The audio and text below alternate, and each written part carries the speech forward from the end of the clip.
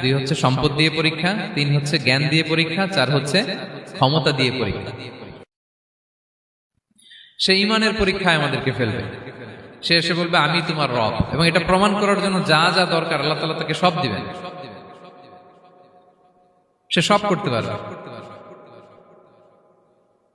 সে বলবে আমি তোমার রব।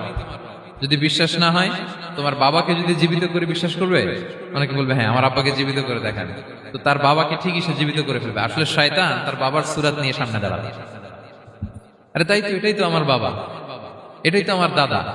মানুষ ফিতনায় পড়ে যাবে, ইমানের ফিতনায়। সে ভাববে আসলে এটাই বোধহয় আমার রব, এবং তাকে এত ক্ষমতা দেয়া হবে, তার ডান দিকে থাকবে জান্নাত, বাঁ দিকে জাহান্নাম। তার কাছে আল্লাহ এটা দিবে। যে তার কথা শুনবে তাকে সে জান্নাতে ঢুকাবে, কিন্তু জান্নাতে ঢুকে সে জাহান্নামের শাস্তি ভোগ করবে।